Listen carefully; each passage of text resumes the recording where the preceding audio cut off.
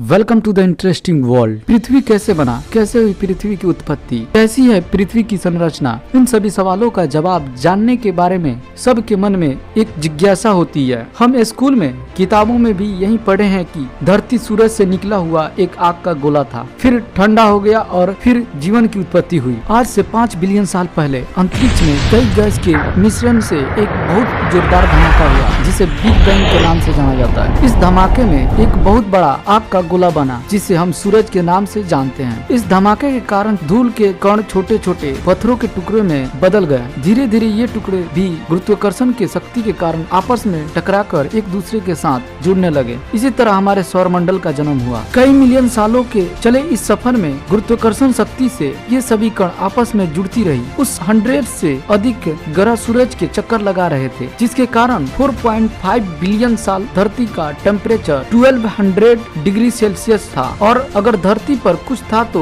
उबलती हुई चट्टानें। एक ऐसा माहौल था कि हम चंद पलों में दम घुटने से मर सकते थे और ना खत्म होने वाला उबलता लावा। उसी समय एक थिया नाम का ग्रह धरती के तरफ बढ़ रहा था। इसका आकार मंगल ग्रह जितना था। इसकी स्पीड 50 किलोमीटर प्रति सेकंड थी, जो कि बंदूक से चली हुई गोली से कई गुना ज्यादा स्पीड थी। यह धरती की सतह से टकराया तो एक बहुत बड़ा धमाका हुआ, जिससे कई ट्रिलियन वेस्ट धरती के बाहर निकल गए और वह ग्रह धरती में समा गया और उसी की वजह से पृथ्वी 23.5 डिग्री झुक गई, जिससे मौसम में बदलाव होते हैं। कई हजार साल तक गुरुत्वाकर्षण अपना काम करती रही और धरती से निकले वेस्ट कई हजार साल तक इकट्ठा होता रहा और धरती के इर्द गिर्द चक्कर लगाता रहा। इस चक्कर से एक गोला बना जिसे हम आज चांद कहते हैं। उस समय चांद और धरती की बीच की दूरी सिर्फ 22,000 किलोमीटर थी, जबकि आज ये 4 लाख किलोमीटर दूर है। चंद्रमा के बनने के बाद भी पृथ्वी एक बेजान ग्रह था। इसके तापमान में कमी तो आई,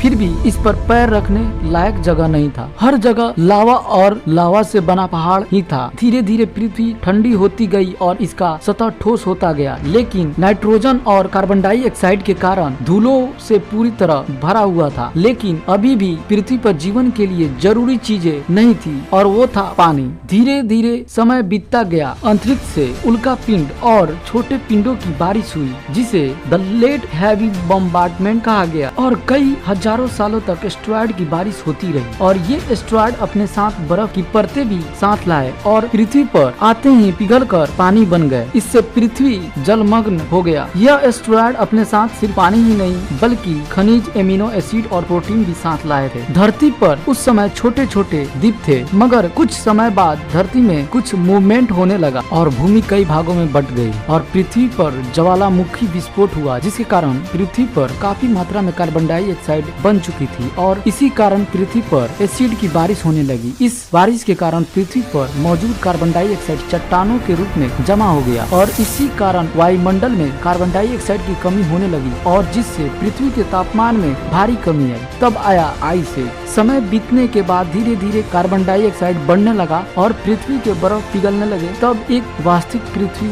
जिसमें पानी और बर्फ दोनों था और एस्टेरॉयड द्वारा लाया गया प्रोटीन और खनिज से यहाँ बना एक कोशिकीय जीव और धीरे धीरे ये पूरे विशाल समुद्र में फैल गया। सूरज की सहायता से भोजन बनाकर एक गैस रिलीज करता था जिसे ऑक्सीजन कहा गया। लाखों सालों तक यह प्रक्रिया चलती रही। इसी एक्टिविटी से पृथ्वी पर भरपूर मात्रा में ऑक्सीजन आया और इसके चलते वायुमंडल में केमिकल रिएक्शन से ओजोन परत का निर्माण हुआ और इस तरह से हमारे पृथ्वी का निर्माण संपूर्ण होता है और धीरे धीरे पृथ्वी में जीवों का जन्म हुआ। आज के लिए बस इतना ही। मिलते हैं नेक्स्ट वीडियो में।